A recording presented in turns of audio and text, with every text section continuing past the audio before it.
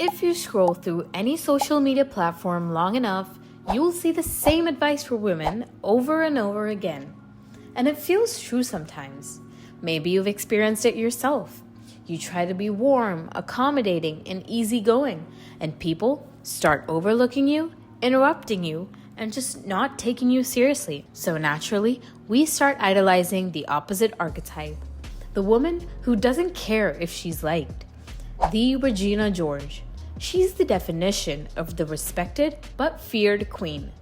Ice cold and untouchable.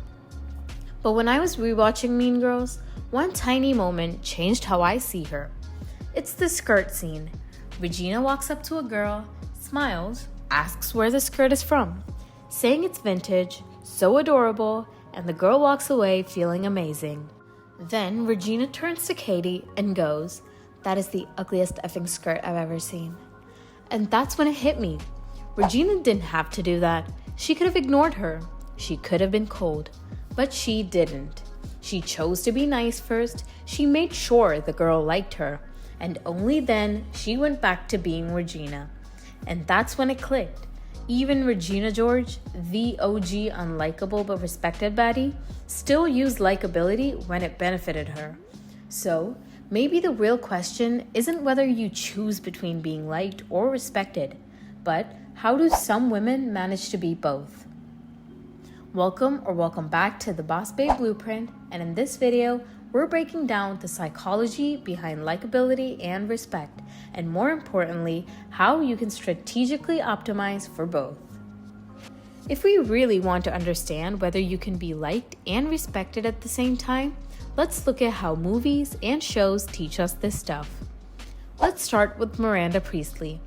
Miranda doesn't try to be nice or put on a fake smile to make people comfortable. She controls the room. She decides who's in and who's out. People don't actually like her, but they definitely respect her. Or at least they don't mess with her. And somehow, that dominance gets framed as power. Now let's look at Leslie Knope from Parks and Recreation. Leslie is the complete opposite. She's warm, supportive, and everyone's hype woman. So people genuinely love her. But especially in the beginning, no one really takes her seriously. She gets talked over, ignored, and dismissed.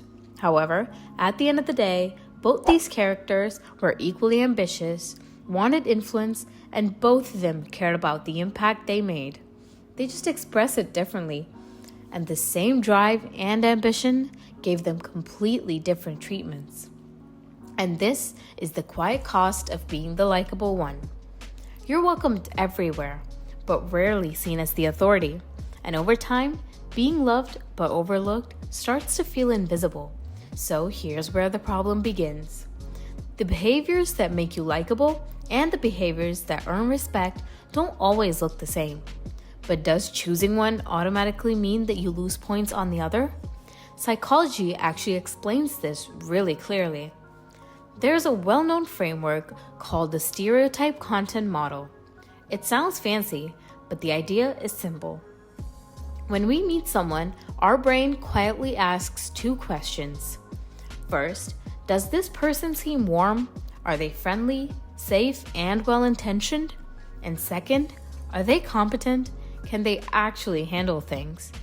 That's it. Warmth and competence. And this is where it starts to click. Those are two separate dials, which means that you can turn one up without automatically turning the other off. Someone can feel very kind, but not very capable. And someone can feel extremely capable, but emotionally distant. When both are high, we naturally admire that person. So, the tension between being liked and respected isn't random. It's psychologically built into how we categorize people. So, technically, yes, you can be warmed and respected, in theory. But in real life, especially as a woman, it rarely feels that simple. And I know that because I've lived both extremes. I've been the nice leader who was liked but not respected, and eventually taken for granted. So I overcorrected hard the other way. I became firmer, colder, less accommodating. And yes, people took me more seriously. But when there was a moment I actually needed support from my team for a serious promotion, you guessed it, it wasn't there. Because respect built on fear doesn't create loyalty, nor likability. So in one phase, I was liked but overlooked. In another, I was respected but also hated. Both failed me, just differently. And it is at that point that I had to ask myself something uncomfortable. Was I being liked because that's who I am? Or because I was afraid of what would happen if I wasn't liked? That's when I realized this isn't about being too nice or too harsh. It's about how people read warmth and authority, and when likability is misread as people-pleasing. And sadly, for women, this pressure is stronger. But why? Psychologists talk about something called agency. Agency is about assertiveness, leadership, decisiveness, the traits that signal power. And historically, agency has been socially rewarded more in men and expected less from women. So what happens when a woman displays strong level of agency? Well, research shows something interesting. When women demonstrate high competence and agency, they're often still seen as capable, but sometimes rated as less likable. Not because they actually are, but only because they violate expectations about warmth. That's what the researchers call the likability penalty, which means if we don't also show warmth, women are judged even faster. A man can sometimes get away with just being decisive and competent and still be seen as likable. Women usually can't. Now, does that suck? 100%. Because in an ideal world, competence alone should be enough.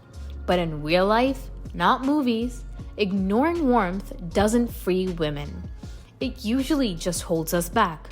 So, there are two ways to respond to that reality. One is to try to change the system brick by brick, and I do believe in that.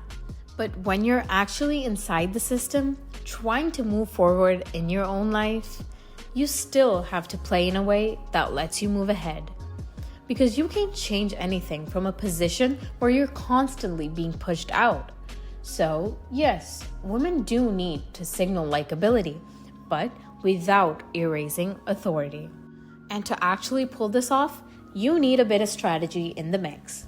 So, let's tackle warmth first, because you do not want that misinterpreted as people-pleasing. Two people can say yes to the exact same thing, but people can pick up on who is the people-pleaser and who is the genuinely kind one. In that micro pause before you disagree, in how fast you backtrack the second the energy shifts, in the nervous smile, the over-explaining, the just making sure you're okay with that tone. You may think you're hiding it, you're not. Warmth hits differently when it's coming from choice versus when it's coming from fear. And if you don't have boundaries, your warmth is basically people-pleasing, period. You can be the easiest person in the room to work with, but there have to be moments where you calmly say no, or that doesn't work for me, or even just silence. Because the second people see that your kindness has limits, that's when it starts looking like power. Okay, so now you know how to stay warm without looking like a people pleaser. But how do you command respect without becoming the villain? That's where it gets interesting. Because being competent internally is one thing. Signaling it, that's a different skill. Here's the first one, and I tell this to everyone I work with. Kill your filler words. The like, the nervous sounds between thoughts. I know they feel harmless, but they're not. Because every time you feel silence because it feels awkward, you're unconsciously telling the room, I need to keep talking so you don't lose interest. Even if you take a couple of seconds to find the right word, don't fill that space with noise just to feel comfortable. Because that pause is power. And now people lean in to listen to what you're saying. When you're comfortable being silent, it signals that you're thinking, not blurting every thought that's coming off of your head. and most people are terrified of silence. They think if they stop talking, they lose the room. But when you can pause and people are still watching you, that's when you know you have authority. So instead of between these sentences, practice clean pauses. It will instantly make you sound more composed, more deliberate, more competent. Another very simple shift that changes how competent you come across is to slow down. Most people rush when they speak because somewhere underneath, they feel like they're taking up too much space. You even hear it in phrases like, "I don't want to take up too much of your time," or those, "I'll be quick." You don't need to do that. Authority is never in a hurry. When you slow your speech down slightly and deliberately, you send a complete different signal. What I'm saying deserves time, and people read that immediately. The same goes for your body. Fast movements read as nervous system activation. Calm movements read as control. You cannot look anxious and powerful at the same time. So, even if you don't feel confident yet, if you move and speak with calm pacing, people will still read you as confident. Because calm is what confidence looks like from the outside.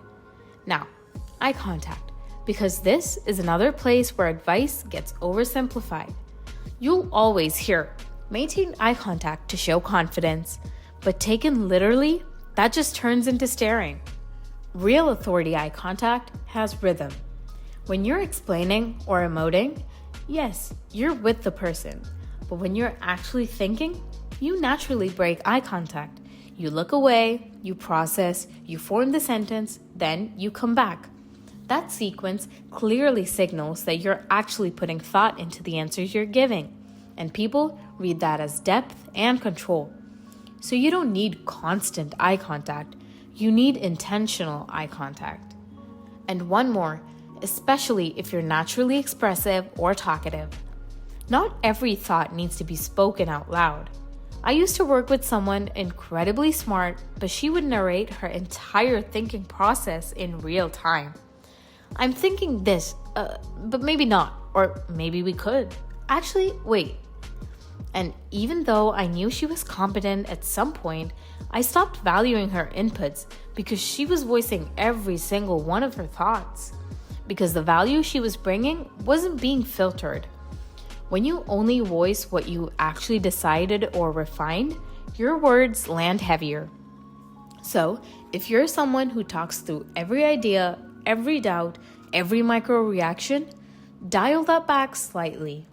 Because the less you speak without intention, the more authority each sentence carries. And here's the twisted but very real part most people don't realize. In short-term interactions, it's hard to make someone believe you're both likable and competent all at once. So, you usually have to signal one first, which means it completely depends upon the space. But here's something you have to keep in mind. In spaces where status matters most, interviews, leadership settings, mostly professional environments, you're always better off signaling competence first. But in long-term relationships, friendships, partnerships, maybe a quick interaction with your waiter, you're almost always better off showing warmth first, because there, warmth is the foundation. If you lead too hard on competence or authority in spaces meant to be relational, it can actually create distance and damage connection. So, the real skill isn't being likable or respected. It's knowing what to signal and where. So, if likability and respectability is possible and this nuanced, why does pop culture glorify the same cold, blunt, doesn't care if she's nice, doesn't care if she's liked archetype? Because in real life, people are layered. But in stories, writers don't have that luxury, so they exaggerate. To create drama, characters are often built by turning one dial all the way up and lowering the other. It makes them clearer, sharper, and easier to understand in a short amount of time. Just like the characters I mentioned. They're written with high competence and high agency, but warmth is intentionally restrained. That imbalance creates tension, It makes them powerful and intimidating. On the flip side, comic relief characters or the sweet best friend archetype are often written with high warmth but lower authority or influence. Again, exaggerated. Writers do this on purpose. It's narrative efficiency. Clear extremes create emotional reactions faster than balanced personalities ever could. Still, if fiction survives on exaggeration, what happens when we start copying those exaggerated blueprints in real life? Because I hate to break it to you, honey, stories need sharp contrasts to stay interesting. Real people don't. And once you notice that difference, the pressure to choose one side starts to look a little artificial. It just changes everything. But when you watch longer form stories like series, where there's actually time to explore a character, they naturally become more layered. The classic example is Blair Waldorf. She doesn't go fully one way or the other. She's strong, strategic, image aware, but she also knows when to show loyalty, when to soften, and when to let people feel close to her. Her warmth isn't constant. Instead, it's controlled, because that's how real humans are. So the real takeaway here, from someone who literally builds these mindset archetypes for a living, is don't take fictional personalities too literally. Take what's useful and leave what's not, and always see both the strengths and the flaws clearly. Because I grew up on a lot of these teenage movie archetypes, and I'll be honest, at one point they really did mess with my head, and I wouldn't want that for you. So, even if this video never becomes the most viral thing on this channel, I still wanted to make it. For the girlies who think deeply, for the ones trying to understand power and softness and identity a little better. If you watched till here, I'd genuinely love to know what landed for you. Tell me in the comments, and if there are other characters or archetypes you want me to break down next, you know I love doing these. If you're new here, subscribe. You'll probably enjoy the way we look at things on this channel. And I'll leave a few more mindset breakdowns on screen that I think you'll love diving into next. Thank you for being here. I love you. And I'll see you very soon. Bye-bye, my loves.